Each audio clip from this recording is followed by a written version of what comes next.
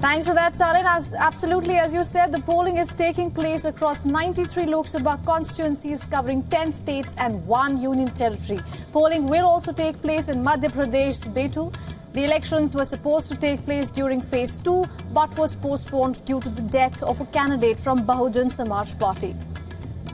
Jammu and Kashmir's Anantnag Rajouri Lok Sabha seat was also to vote today but has been deferred to May 25th. The key faces for the third phase elections include Union Ministers Amit Shah contesting from Gujarat's Gandhinagar, Jyotiradityanath Scindia from Guna, Madhya Pradesh, and some of the key opposition leaders are Congress's Adhir Ranjan Chaudhary in West Bengal, NCP's Supriya Sule from Maharashtra's Baramati.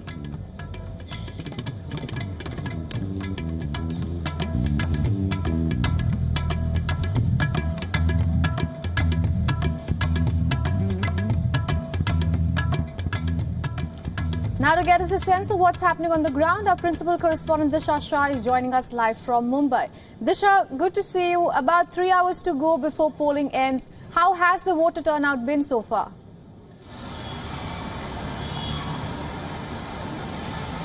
Well, if you talk about specifically Maharashtra, the voter turnout till about 1 p.m.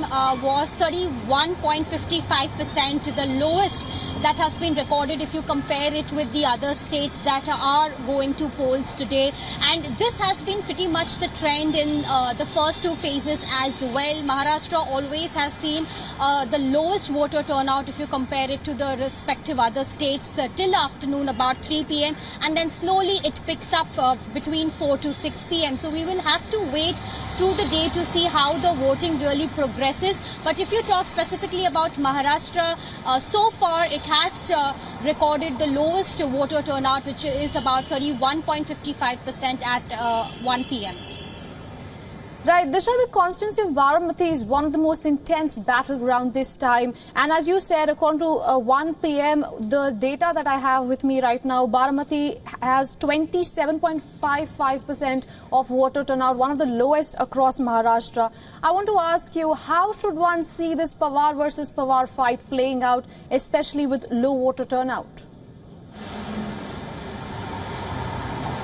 Well, absolutely. Baramati is one of the key constituencies that will turn around the game for Maharashtra politics, especially here in the Lok Sabha elections 2024. And why not? Because it's a high-stake battle. Here we are talking about the battle of Pawars, the fight between and within the family. We have Supriya Sule, Sharad Pawar's daughter on one side, pitted against Sumitra Pawar, who is Ajit Pawar's wife. And Ajit Pawar is the current Deputy Chief Minister of Maharashtra with the ruling NDA. So this is the fight between the daughter and the daughter-in-law, and this has never happened before in Baramati or in any Maharashtra election. So this will hold a significant value. The entire dynamics and the political landscape could change with this voter turnout. Especially if you talk about NCP, it is not only the battle for symbolism, but it will also be the battle for which real NCP is, and that is something which the voters will decide today.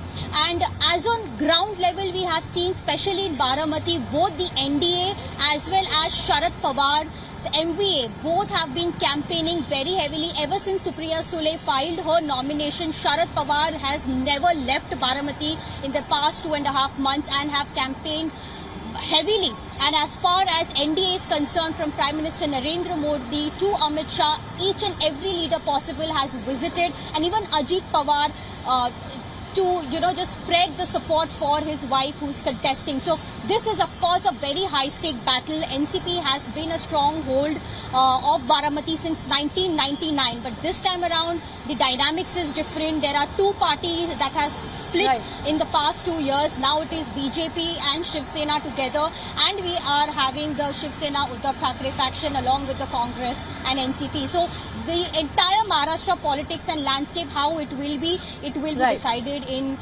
this year's elections. For all the latest news, download the WION app and subscribe to our YouTube channel.